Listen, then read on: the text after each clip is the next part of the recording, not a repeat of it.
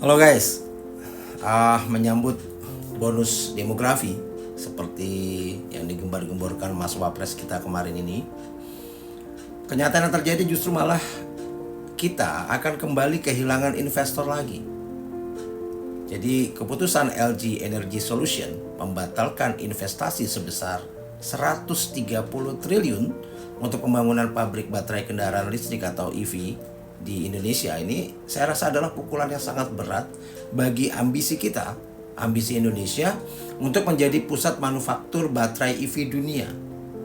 Jadi proyek ini kan bukan sekedar investasi biasa gitu ya, tapi merupakan bagian dari strategi nasional untuk memanfaatkan kekayaan sumber daya nikel yang melimpah dan mengembangkan ekosistem industri baterai yang terintegrasi, mulai dari bahan baku sampai ke produk jadi.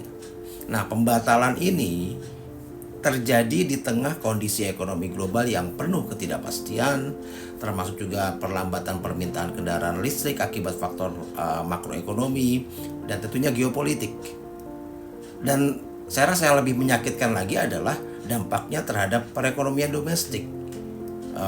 Sementara kita tahu saat ini terjadi gelombang PHK dan tekanan yang sangat besar di sektor manufaktur ini. Nah, investasi sebesar ini harusnya bisa menjadi angin segar bagi penciptaan lapangan kerja dan penguatan rantai nilai industri dalam negeri. Jadi sangat disayangkan ya ini bisa terjadi lagi gitu, pembatalan investasi ini. Lalu kenapa ya kok sampai dibatalkan? Nah, kalau sebatas pengamatan amatiran saya rasa mungkin ada beberapa hal yang bisa kita soroti lah. Seperti misalnya kurangnya kejelasan dan konsistensi kebijakan dari pemerintah. Nah, pemerintah Indonesia ini kan selama ini gencar mempromosikan investasi di sektor baterai EV. Tapi pembatalan LG ini menunjukkan bahwa ya mungkin insentif dan regulasi yang ada belum cukup kuat dan konsisten lah untuk menarik investor besar. Nah, ketidakpastian regulasi, birokrasi yang rumit, dan perubahan kebijakan yang seringkali mendadak ini saya rasa menjadi faktor yang membuat investor semakin ragu. Belum lagi kalau kita bicara soal lemahnya infrastruktur dan ekosistem industri di sini. Nah, LG kemungkinan mempertimbangkan bahwa infrastruktur pendukung seperti pasokan listrik yang stabil gitu, terus logistik dan ketidaksediaan tenaga kerja yang terampil, saya rasa ini semua belum memadai dan belum cukup untuk mendukung proyek sebesar ini. Jadi Indonesia masih tertinggal dibandingkan negara-negara pesaing seperti China dan Korea Selatan yang telah memiliki ekosistem industri maksud saya ekosistem industri baterai yang lebih matang gitu.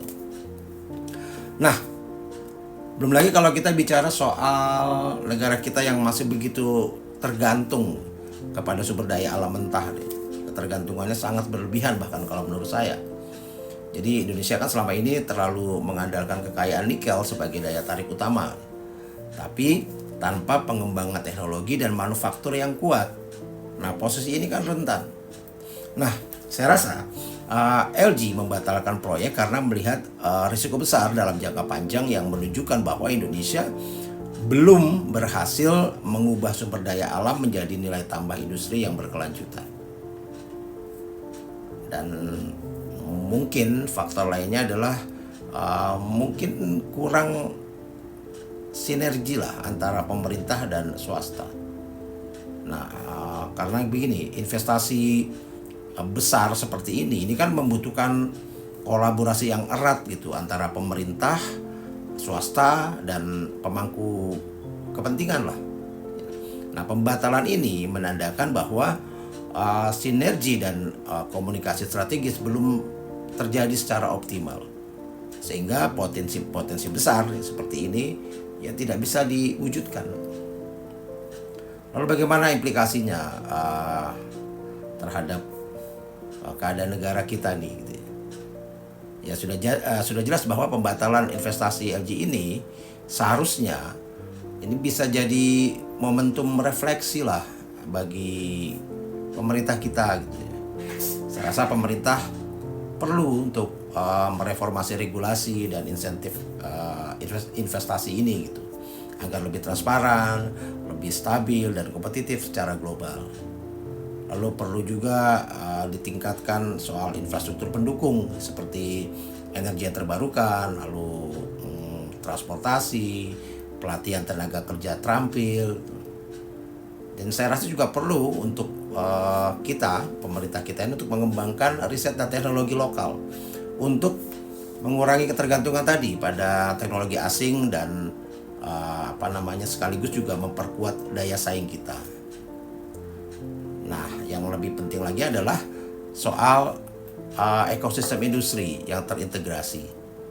Jadi pemerintah mungkin bisa membangun ekosistem industri yang terintegrasi ini dengan melibatkan UMKM, terus perguruan tinggi dan lembaga riset gitu ya, agar ya bisa dilakukan inovasi dan produksi yang bisa berjalan beriringan gitu. Ya, jadi saya rasa pembatalan investasi sebesar 130 triliun ini bukan sekedar kegagalan satu proyek sih, tapi melainkan harusnya menjadi alarm keras bagi Indonesia bahwa menjadi pemain utama di industri baterai EV global ini bukan perkara mudah tanpa adanya perbaikan fundamental dalam kebijakan, infrastruktur, dan ekosistem industri. Jadi Indonesia akan terus kehilangan peluang emas yang sebenarnya sangat potensial kalau seperti ini. Jadi pemerintah harus segera bertindak sih kalau menurut saya dengan langkah-langkah strategis dan terukur agar tidak hanya menjadi produsen bahan mentah tetapi juga menjadi penggerak industri teknologi tinggi yang berkelanjutan. Ya, saya rasa begitu amatiran saya. Salam.